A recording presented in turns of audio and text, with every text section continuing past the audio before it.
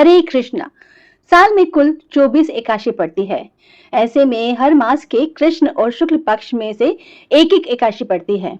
इन सभी एकादशियों का अपना अलग अलग महत्व है। ऐसे ही श्रावण मास के कृष्ण पक्ष में पड़ने वाली एकादशी को कामिका एकादशी का व्रत रखा जाता है। श्रावण मास में पड़ने वाली इस एकादशी का विशेष महत्व है। देवशयनी एकादशी के बाद ये पहली एकादशी होती है जब भगवान विष्णु की पूजा उस समय की जाएगी जब वह योग निद्रा में होंगे। सावन में पड़ने वाली कामिका एकादशी के दिन भगवान विष्णु और माता लक्ष्मी जी की पूजा करने से जातकों के हर एक दुख दर्द से निजात मिल जाती है और सुख समृद्धि की प्राप्ति होती है। इस एकादशी में दान देने से पुण्य की प्राप्ति होती है। इसके साथ ही माना जाता है कि जो व्यक्ति कामिका एकादशी का व्रत रखता है तो उसे नीच योनि में जाना नहीं पड़ता। आइए जानते हैं साल 2025 में कामिका एकादशी किस दिन है, पूजा का शुभ मुहूर्त, पालन का समय और इस एकादशी का क्या महत्व है। अब जानते हैं कि साल 2025 में कामिका एकादशी कब है। पंचांग के अनुसार सावन महीने के कृष्ण पक्ष की एकादशी तिथि 20 जुलाई को दोपहर 12:12 से शुरू होगी। इसका समापन 21 जुलाई दिन सोमवार को सुबह 9:38 पर होगा। उदय तिथि के आधार पर 21 जुलाई 2025 को कामिका एकादशी का व्रत रखा जाएगा। यह सावन महीने की पहली एकादशी भी होगी। कामिका एकादशी का पारण 22 जुलाई को किया जाएगा।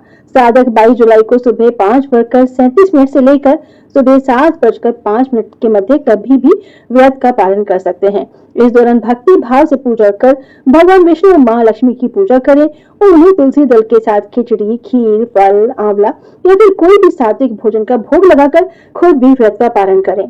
इस दिन आप किसी जरूरतमंद व्यक्ति या मंदिर में अन्न और धन का दान अवश्य करें। एकादशी के नियम 3 दिन तक लागू होते हैं। एकादशी व्रत से एक दिन पूर्व और एक दिन बाद तक सात्विक भोजन करें। इस दौरान किसी भी तरह का तामसिक वस्तुओं का सेवन ना करें। एकादशी व्रत में मसूर दाल, चावल, बैंगन, गाजर, शलगम, पालक, गोभी आदि का सेवन नहीं करना चाहिए। एकादशी व्रत में ब्रह्मचर्य के नियमों का पालन करना बहुत जरूरी होता है और किसी भी प्रकार की हिंसा से दूर रहना चाहिए। एकादशी के दिन सुबह जल्दी उठकर स्नान करें और पीले रंग के कपड़े पहने। अपने घर के मंदिर में एक चौकी पर लाल या पीला कपड़ा बिछाकर भगवान विष्णु और माता लक्ष्मी की मूर्ति या चित्र स्थापित करें। भगवान विष्णु का ध्यान करें और व्रत का संकल्प लें। भगवान विष्णु का जल से अभिषेक करें। पंचामृत और गंगा जल से श्री हरि को स्नान कराएं। भगवान को पीला चंदन और पीले पुष्प अर्पित करें। घी का दीपक जलाएं और व्रत का संकल्प लें। इस दिन एकादशी व्रत कथा का पाठ अवश्य करें या श्रवण करें। हमारे भक्ति सागर चैनल पर आपको हर एकादशी पर एकादशी व्रत कथा सुनने को मिलती है। इस दिन ओम नमो नारायण नमः और ओम नमो भगवते वासुदेव का जाप अवश्य करें। श्री हरि और लक्ष्मी जी की आरती करें। एकादशी के दिन भगवान विष्णु को तुलसी अति प्रिय है, इसलिए पूजा में तुलसी अवश्य शामिल करें। भगवान को तुलसी दल सहित केले, गुड़, चने की दाल, किशमिश, केसर की खीर, पंचामृत और फल मेवा का भोग लगाएं। इस दिन विष्णु सहस्त्र नाम, विष्णु स्तोत्र या गीता का पाठ करें और अंत में आरती करें। सबसे अंत में भगवान से क्षमा याचना करें। और दूसरे दिन द्वादशी के दिन जो पारण समय दिया जाता है उसी समय के बीच आप पारण कर सकते हैं।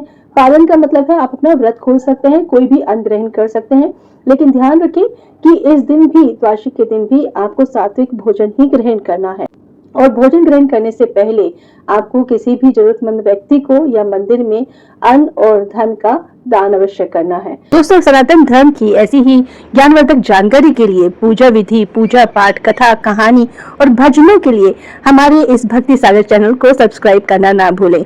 जय श्री राधे राधे।